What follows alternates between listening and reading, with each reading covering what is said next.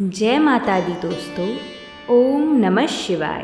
भक्तों, स्वागत है आपका गंगा व्रत कथा में।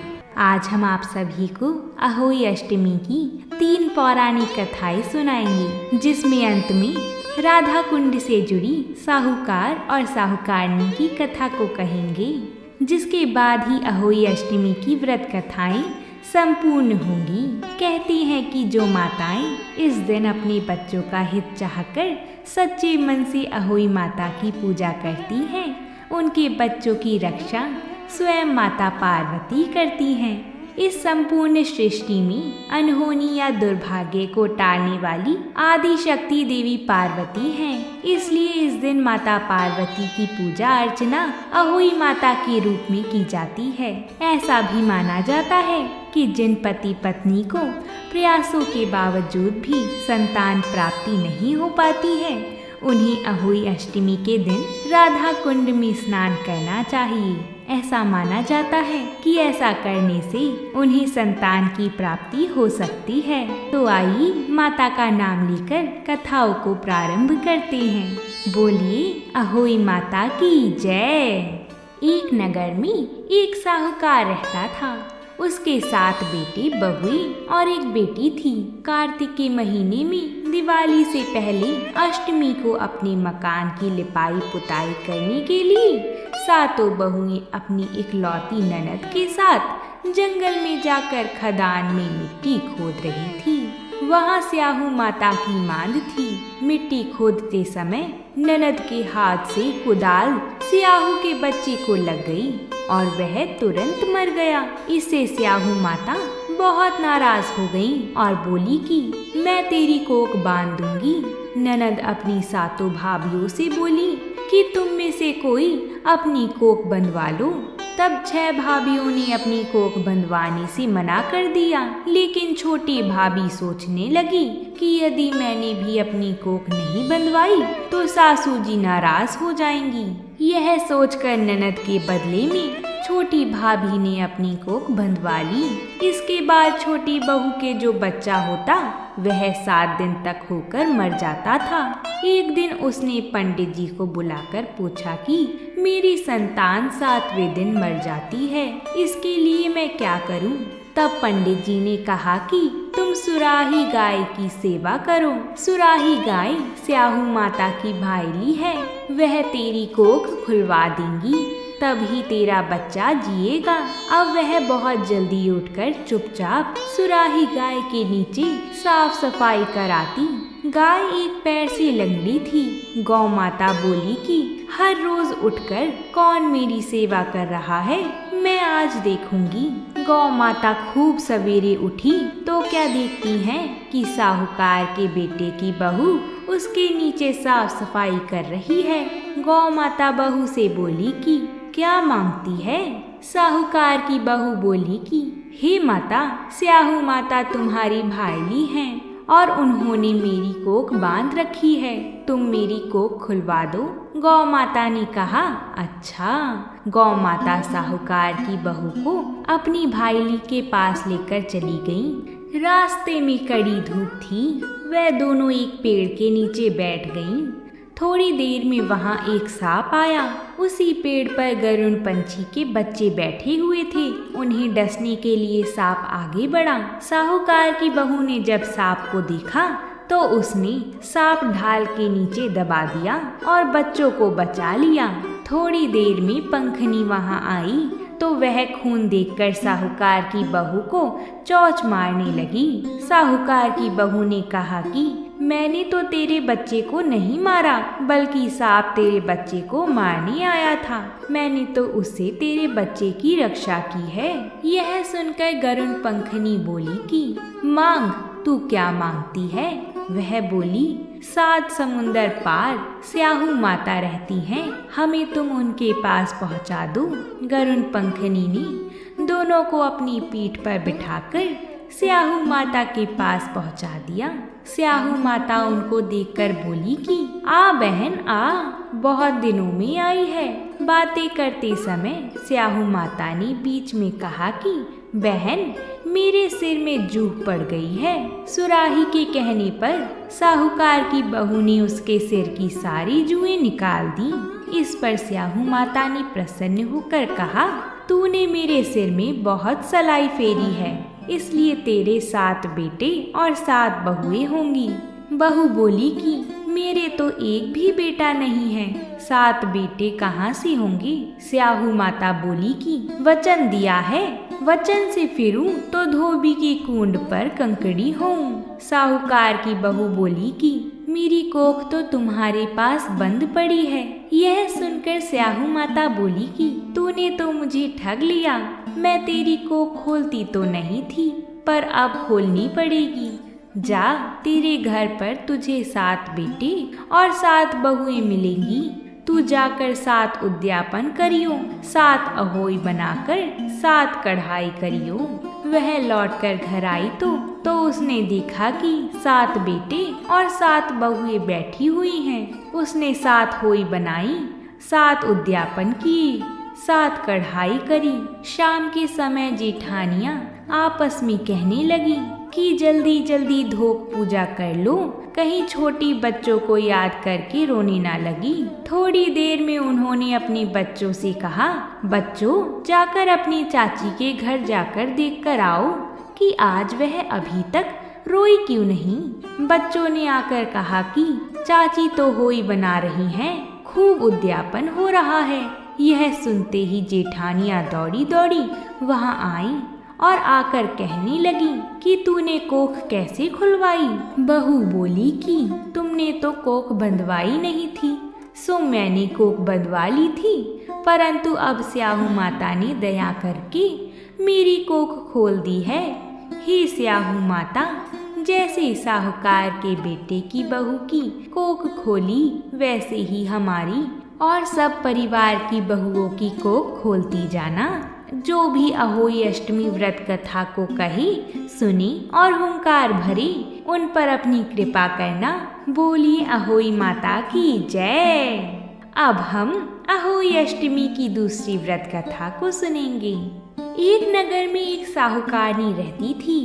उसके 7 लड़के थे और एक दिन साहूकारनी जंगल में घास लेने गई हुई थी। जैसे ही घास तोड़ने के लिए उसने कुदाल मारी, वैसे ही सेही के बच्चे मर गए। साहूकारनी दुखी मन से बिना घास के ही वापस घर आ गई। जब सेही अपने घर आई तो बच्चों को मरा हुआ देखकर नाना प्रकार से विलाप करने लगी और उसने श्राप दे दिया कि जिसने मेरे बच्चों को मारा उसको भी यही दुख होना चाहिए। सेही के श्राप के कारण 1 साल के भीतर ही साहूकारनी के 7 बच्चे मर गए। साहूकार और साहूकारनी के अपने 7 बच्चों को खो देने पर व्याकुल मन से किसी तीर्थ स्थान पर जाकर अपने प्राणों का त्याग करने का सोचा।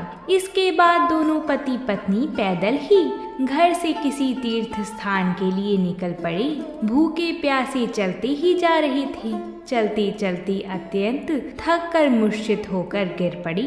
अनजाने में हुए पाप का विचार कर दया निधान भगवान ने उनको मृत्यु से बचाने के लिए उनके पापों का अंत करने वाला अहोई अष्टमी का व्रत विधि विधान से आकाशवाणी के द्वारा करने को कहा। उन्होंने बताया कि घास खोदते वक्त तुमने अनजाने में सेही के बच्चों को मार डाला था, जिसके कारण तुम्हें अपने बच्चों का दुख देखना पड़ा।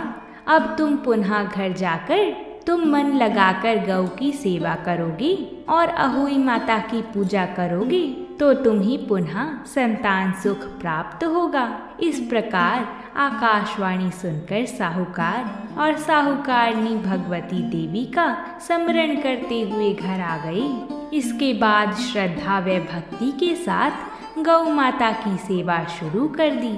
अहोई माता का पूजन विधि विधान से करने से अहोई माता प्रसन्न हुई और उनके 7 पुत्र वापस लौटा दिए।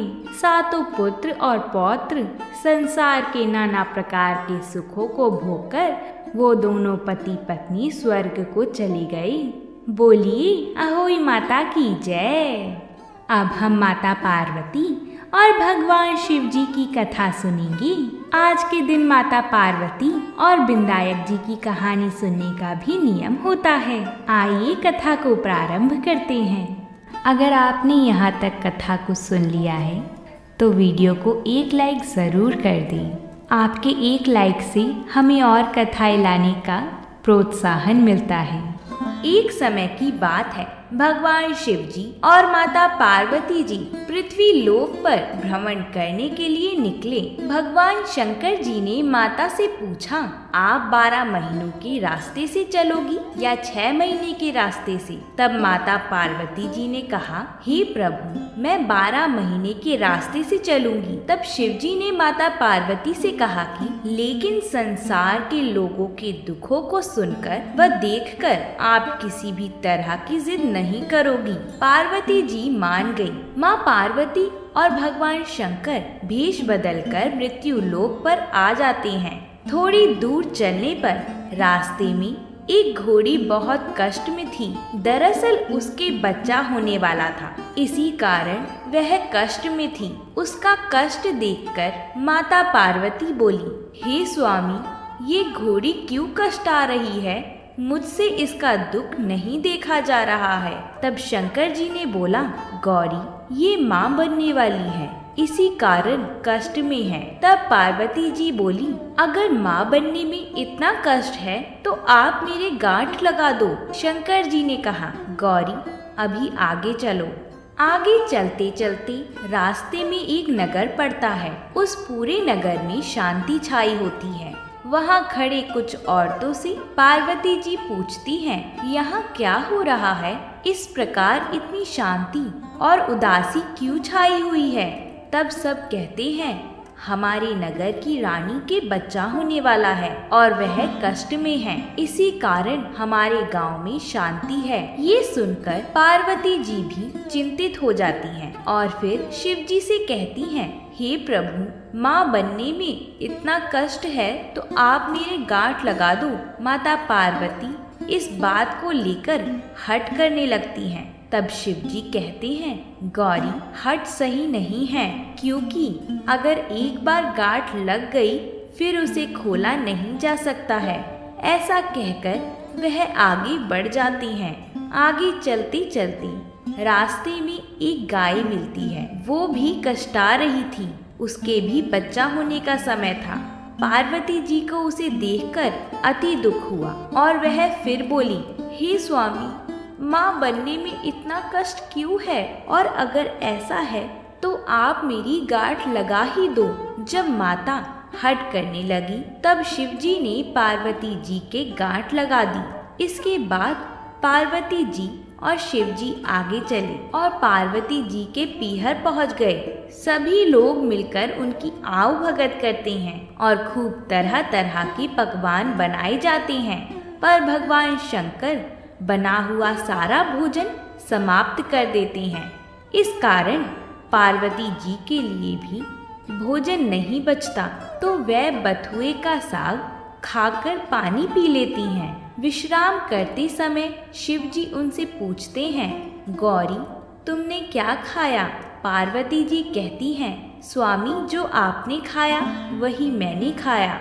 और ऐसा कहकर वह सो जाती हैं। उनके सोने पर शंकर जी पार्वती जी के पेट की नाभि की ढकनी खोलकर देखते हैं कि पार्वती जी ने क्या खाया, तो उनके पेट में बथुए का साग और पानी दिखता है। पार्वती जी जब उठती हैं तो शिव जी उनसे बोलते हैं, तुमने हमसे झूठ बोला था, तुमने तो साग और पानी पिया था।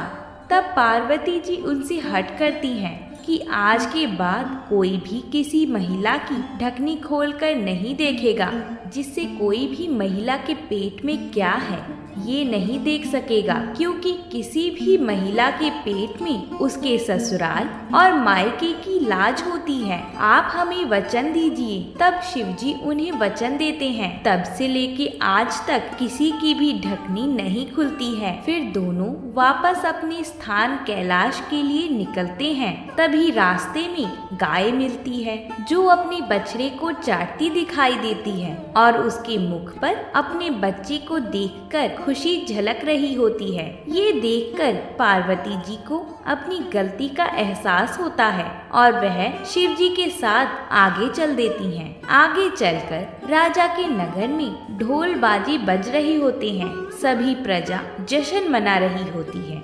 मिठाइयाँ बट रही होती हैं। फिर माता पार्वती वहाँ खड़े लोगों से पूछती हैं, यहाँ क्या हो रहा है, किस बात का जश्न है? लोग कहते हैं हमारी रानी को पुत्र रत्न की प्राप्ति हुई है, उसी जश्न की गूंज है ये। ऐसा देखकर पार्वती जी शंकर जी से कहती हैं, हे प्रभु, मुझसे भूल हो गई है, कृपया कर आप मेरी गांठ खोल दीजिए। तब शिव जी कहते हैं, पार्वती याद करो, मैंने तुम्हें कहा था कि एक बार अगर गांठ लग गई तो दोबारा खोली नहीं जा सकती है। ऐसा कहकर प्रभु आगे चल देते हैं। आगे चलते चलते उन्हें वही घोड़ी दिखाई देती है जो अति कष्ट में थी। वो घोड़ी बहुत खुश होती है अपने बच्चे के संग। ये देखकर पार्वती जी गांठ खोलने की जिद करने लगती हैं। भगवान शंकर उन्हें कहते हैं, मैंने पहले ही कहा था गांठ मत लगवाओ, यहाँ मृत्यु लोक में हर चीज आपको लुभाएगी, लेकिन आपने मेरी बात नहीं मानी। एक स्त्री के लिए जिस प्रकार उसका सुहाग उसका जीवन होता है, उसी प्रकार उसकी संतान में उसके प्राण बसते हैं। एक वैवाहिक स्त्री के लिए सबसे बड़ा दुख, कष्ट और पीड़ा यही है कि उसकी कोई संतान नहीं है। यह सुनकर पार्वती जी अपने फैसले पर बहुत दुखी होती हैं और वह शंकर जी से प्रार्थना करती हैं, जिसके बाद शिव जी उनकी गांठ खोल देते हैं और वह दोनों कैलाश पर्वत पर लौट आते हैं। हे प्रभु, अपनी कृपा हम पर भी बनाए रखना, हमें अमर सुहाग और संतान होने का आशीर्वाद देना। जय शिव शंकर। अब हम बिंदायक जी की कथा को सुनते हैं। एक समय एक नगर में दो देवरानी और जेठानी रहा करती थीं। देवरानी के पास बहुत धन था, लेकिन जेठानी गरीब थी। जेठानी गणेश जी की बहुत आराधना करती थी। वह अपनी देवरानी के घर आटा पीसने जाती थी। जिस कपड़े से वह आटा छानती थी, उस कपड़े को घर लाकर पानी में घोलकर अपने पति को पिला देती थी। एक दिन देवरानी के लड़के ने देख लिया और अपनी माँ से बोला कि माँ, ताई यहाँ से आटे का कपड़ा ले जाकर ताऊ जी को घोलकर पिला देती हैं। देवरानी बात सुनकर बहुत गुस्सा हुई और जेठानी को बोली कि मेरे घर से आटा छानने के बाद कपड़ा यहीं पर रखकर हाथ धोकर जाया करो। वह ऐसा ही करने लगी, लेकिन जब वह घर जाती तो उसका पति बोलता कि मुझे आटा घोल कर दे। जेठानी ने बोला कि आज उसने आटा छानने का कपड़ा रख लिया है। तब उसका पति गुस्से में आकर उसको मारने लगा। उस रात वह दर्द में गणेश जी करती सो गई। गणेश जी आए और उन्होंने पूछा कि क्यों सो रही है। वह बोली कि मेरी देवरानी के आटा छानने वाला कपड़ा मैं लाकर पति को घोलकर पिला देती थी। आज उसने कपड़ा रख लिया, मैं पिला नहीं सकी, इसलिए मेरे पति ने मुझे मारा है। गणेश जी ने कहा, मैं घर घर से तिलकूट खाकर आया हूँ, इसलिए मुझे शौच जाना है। कहाँ पर जाऊँ? उसने कहा कि महाराज, बहुत जगह पड़ी है, कहीं पर भी चले जाओ। गणेश जी शौच करके वहाँ से चले गए। थोड़ी देर बाद जब उसने उठकर देखा कि सारा घर तो हीरो से जगमगा रहा है, वह धन को इकट्ठा करने लगी तो देवरानी के घर जाने में देर हो गई। देवरानी ने लड़के को भेजा कि देखकर आओ, आज ताई क्यों नहीं आई। लड़के ने आकर देखा कि ताई के घर में तो बहुत सारा धन हो रहा है। उसने जल्दी से जाकर अपनी माँ को बताया। देवरानी दौड़ती दौड़ती आई और पूछा कि तेरे यहाँ इतना धन कहाँ से आया। तब जेठानी ने सारी बात बता दी। इतनी सुनकर देवरानी घर पर आई और अपने पति से बोली कि मुझे भी लकड़ी से मारो। जेठानी के पति ने उसे लकड़ी से मारा था, उसके घर बहुत धन हो गया है। उसका पति बोला कि तू धन की भूखी क्यों मार खाती है, लेकिन वह नहीं मानी। उसके पति ने उसे खूब मारा। वह सारा मकान खाली करके गणेश जी का नाम लेकर सो गई। गणेश जी आए और बोले कि मैं घर घर से तिलकूट खाकर आया हूँ, इसलिए मुझे शौच जाना है, कहाँ पर जाऊँ? तब वह बोली कि महाराज, मेरे तो बहुत बड़ा मकान है, कहीं पर भी चले जाओ। गणेश जी शौच करके वहाँ से अंतर ध्यान हो गए। थोड़ी देर बाद वह उठकर देखती है तो उसने देखा कि घर में बहुत सारा कूड़ा कचरा रखा हुआ है। यह देखकर वह बोली कि महाराज, आपने तो मेरे साथ कपट किया है। जेठानी को तो इतना सारा धन दिया और मुझे कूड़ा करकट दिया है। गणेश जी वहाँ आए और बोले कि तू धन की भूखी मार खाई और वह धर्म की भूखी। देवरानी बोली कि महाराज, यह सब कूड़ा कचरा समेटो, मुझे तो धन नहीं चाहिए। तब गणेश जी ने कहा कि तेरे पास जितना धन है उसमें से आधा जेठानी को दे दे, तब यह सब कूड़ा कचरा समेट लूँगा। देवरानी ने जब अपने धन में से आधा धन जेठानी को दिया तो गणेश जी ने अपनी सारी माया समेटी। हे गजानन गणेश जी महाराज, देवरानी को दिया वैसा किसी को मत देना, और जैसा जेठानी को दिया वैसा सबको देना। विनायक जी की कहानी कहने वाले को, विनायक जी की कहानी सुनने वाले को और हुंकार भरने वाले को सभी के घर धन धान्य से भरना। तो बोलिए गजानन महाराज की जय। अब हम अहोई अष्टमी पर सुनी जाने वाली राधा कुंड से जुड़ी कथा को सुनेंगे। इस कथा को सुनने मात्र से मनुष्य के पाप नष्ट हो जाते हैं। आइए कथा को प्रारंभ करते हैं। बहुत समय पहले झांसी के निकट एक नगर में चंद्रभान नामक साहूकार रहता था। उसकी पत्नी चंद्रिका बहुत सुंदर थी, सर्वगुण संपन्न, सती साध्वी, शीलवंत, चरित्रवान तथा बुद्धिमान थी। उसके कई पुत्र पुत्रियां थीं, परंतु वह सभी बाल्यावस्था में ही परलोक सिधार चुके थे। दोनों पति पत्नी संतान न रह जाने से बहुत ही व्यथित रहते थे। वे दोनों प्रतिदिन मन में सोचते थे कि हमारे मर जाने के बाद इस अपार धन संपदा को कौन संभालेगा। एक बार उन दोनों ने निश्चय किया कि वनवास लेकर शेष जीवन प्रभु भक्ति में व्यतीत करेंगे। इस प्रकार वे दोनों अपना घर बार त्याग कर वन की ओर चल दिए। रास्ते में जब थक जाते तो रुककर थोड़ा विश्राम कर लेते और फिर चल पड़ते। इस प्रकार धीरे धीरे वे बद्रिका आश्रम के निकट शीतल कुंड जा पहुँचे। वहां पहुंचकर दोनों ने निराहार रहकर प्राण त्यागने का निश्चय कर लिया।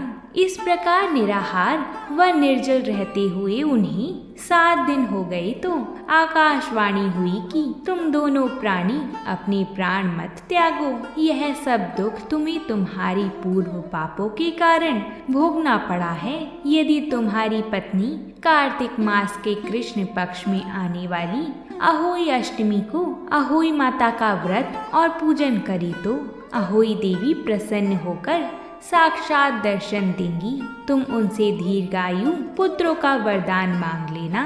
व्रत के दिन तुम राधा कुंड में स्नान करना।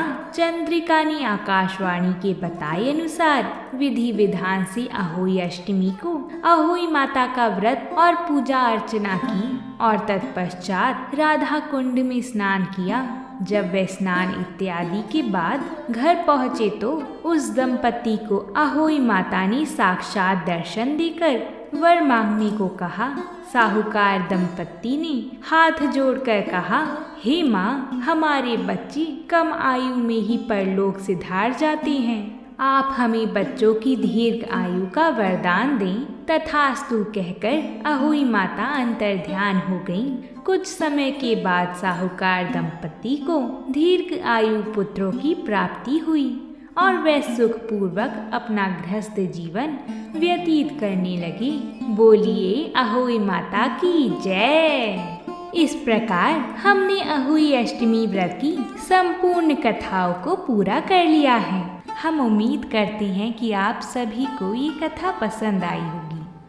अगर आप सभी को हमारी और कथाएं भी सुननी हैं तो हमारी चैनल को सब्सक्राइब ज़रूर कर लें, जिससे आप सभी को हमारी चैनल पर आई हुई सारी कथाएं समय अनुसार मिल जाएंगी। तो अब हम आपसे कल मिलते हैं एक नई कथा के साथ।